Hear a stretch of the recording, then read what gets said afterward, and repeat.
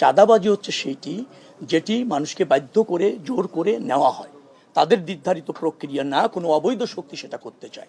মাননীয় মন্ত্রী, আমি অন্য একটা প্রসঙ্গে যাচ্ছি। আজকে একটি জাতীয় দৈনিকে আপনার মন্ত্রণালয়ের বিআইডব্লিউটির যে একটা সিন্ডিকেট নিয়ে দুর্নীতি নিয়ে একটা রিপোর্ট হয়েছে, সেটা হচ্ছে বিশ্বব্যাংকের প্রকল্পের দুর্নীতি। এটিকে আপনার নজরে এসেছে কি না? আমরা জানি যাদের বিরুদ্ধে এসেছে এর আগেও তাদের বিরুদ্ধে কমপ্লেন ছিল।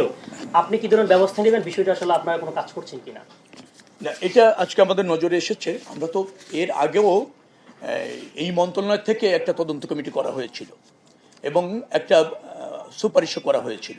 সেই সুপারিশের ভিত্তিতে এর আগের পিডি এবং আপনার বন্ধ থাকবে, আমি বন্ধ করেছি পিডিকে এবং আপনার এটা কাজ করছে না, বন্ধই আচ্ছা এই যে পিডি ছিল এখানে, সেই পিডিকে এবং অন্য একজনকে চেঞ্জ করা হয়েছে। সেটা আমরা এই মন্ত্রণালয়ের দায়িত্ব পাওয়ার আগে এপিডি এবং পিডি দুজনকেই চেঞ্জ করা হয়েছে, পরিবর্তন করে নতুন দেওয়া হয়েছে। তারা মনে হয় যোগদান করেনি, করবেন, বুঝে নেবেন।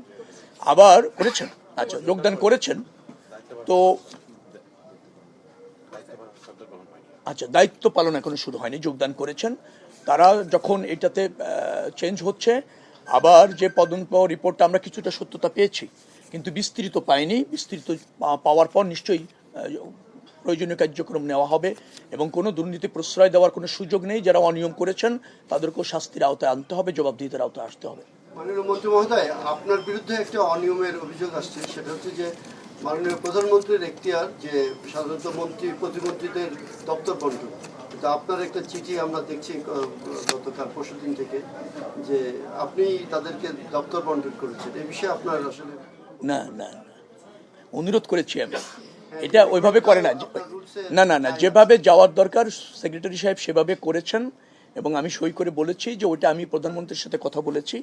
প্রধানমন্ত্রী আমাকে বলেছেন যে দপ্তরগুলি তো আসলে একসাথে প্রায় 3টা মন্ত্রণালয়, বলা হলো 4টার কাছাকাছি মন্ত্রণালয়, তো তখন ওই 3জনেই না দেখে কিভাবে কাজটাকে দ্রুততম সময়ের মধ্যে করা যায়, সেই জন্য ওইটা এইভাবেই যায়, প্রক্রিয়াটা যেভাবে যায় সেভাবেই গিয়েছে। আপনি হয়তো এটা অন্যভাবে জেনেছেন বা অন্যভাবে দেখছেন।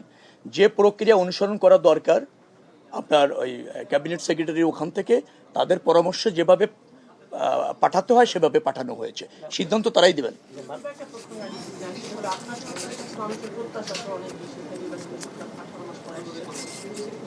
সড়ক মহাসড়কে চাঁদাবাজি বড় একটা সিন্ডিকেটের জায়গা, বহু নিউজ দৃশ্যমান। আপনি প্রথম বৈঠকে সড়ক মন্ত্রণালয়ে বলেছিলেন যে সড়কের সমঝোতা করলে আসলে চাঁদাবাজি না বিষয়টা আপনি পরিষ্কার করেন। পরিষ্কার আমি করেছি, বিভিন্ন জায়গায় বলেছি, কিন্তু সমস্যাটা হচ্ছে যে সমালোচনা তো অনেকে করতে পছন্দ করেন। যারা সমালোচনা করতে চান তাদেরকে তো আর নিবৃত্ত আপনি করতে পারবেন না। আমি বুঝাতে চেয়েছি চাঁদা এবং চাঁদাবাজি দুটি জিনিস পার্থক্য আছে। চাঁদাটা কোনো সময় শ্রমিক এবং মালিকদের স্বার্থে তারাই নির্ধারণ করে, মানে আমি বুঝাচ্ছি সমঝোতা করে তারা তাদের কল্যাণে কালেক্ট করে তাদের মতো ব্যয় করে, তাদের যে প্রক্রিয়া আছে সেটা তারা অনুসরণ করে।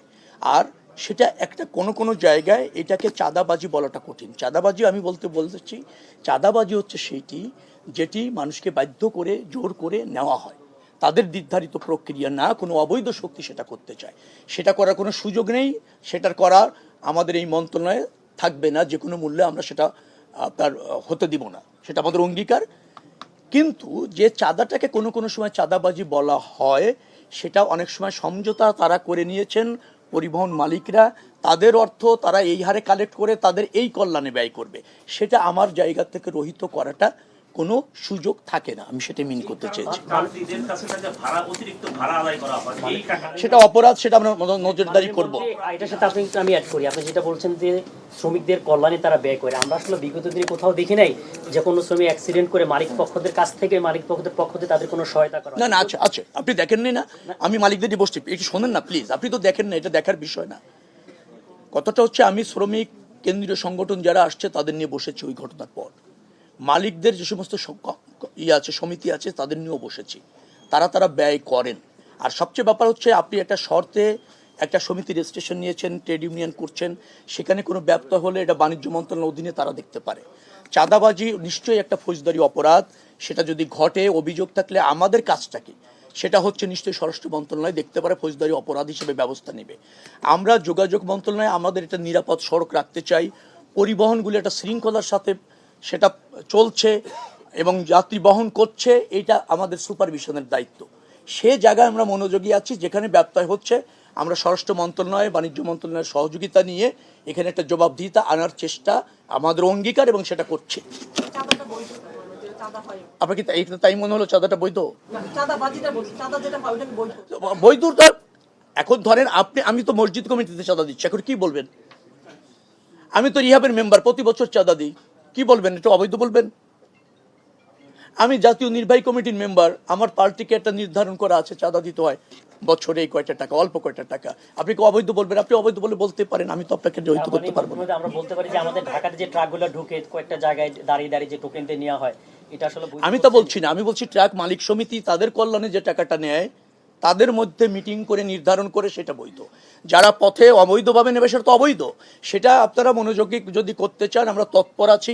স্পেসিফিক বলেন যে এই জায়গায় এটা ঘটছে, ডেফিনেটলি নেসেসারি অ্যাকশন নেওয়া হবে। ঢাকায় যে কোম্পানিগুলো আছে আপনি সে জানেন, কোম্পানি অনুযায়ী প্রত্যেক কোম্পানিকে প্রতিদিন টাকা দিতে হয়, কোনো কোনো ক্ষেত্রে 200, 300, 400, 500, 700 টাকা পর্যন্ত দিতে হয়। এটা যারা বাস মালিকের কোম্পানি কিন্তু আলাদা, বাস মালিকের কাছে জোর করে নেওয়া হয়, তারা ইচ্ছা করে দেয় না। তারা এটা কি বৈধ বলছেন আপনি? না না, আমি বৈধ আর অবৈধ বলা কিছু না। আপনি কেন বৈধ আর অবৈধ জায়গায় যাচ্ছেন? বাস মালিকদের কাছে আপনি বলছেন যে নেওয়া হয় যারা রুট কোম্পানিগুলি চালায়। এখন কোম্পানি এবং বাস মালিক কি শর্তে ওখানে বাস দিয়েছেন সেটা জানলে বোঝা যাবে যে সেখানে কোনো ব্যত্যয় ঘটছে কিনা। এখন কোম্পানির সাথে যদি বাস মালিকদের ওইরকম সমঝোতা থাকে, তার বাসটি ওই রুটে চললে তিনি 100 টাকা দিবেন, আমি জানি না আছে কিনা, থাকলে তো আপনি অবৈধ বলতে পারছেন না, উনি অ্যাগ্রি করেছেন। আর যদি ওনার কাছে জোর করে নেওয়া হয়ে থাকে, যেটা উনি অ্যাগ্রি করেন নাই, আমাদের জ্ঞাত করেন, আমরা ব্যবস্থা নেব।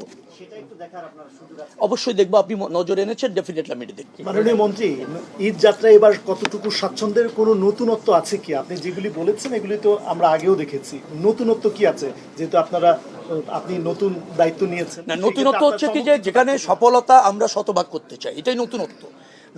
এখানে নতুন তো আর আমাদের ধরুন পরিবহন সেক্টরও বড় পরিবর্তন হয় নাই, মানুষের জীবনযাত্রার মানেরও পরিবর্তন হয় নাই, আমাদের যাতায়াত প্রক্রিয়া সেম। আমরা ছুটি পাবো, যে লঞ্চে যাই দৌড় দিয়ে লঞ্চে যাই, যে টিকিট করিনি, যে বাসে যেতে চাই দৌড় দিয়ে বাস স্টেশনে যাই। আমাদের এই যাত্রা তো আর পরিবর্তনটা হয়নি, ম্যানারের পরিবর্তন হয়নি।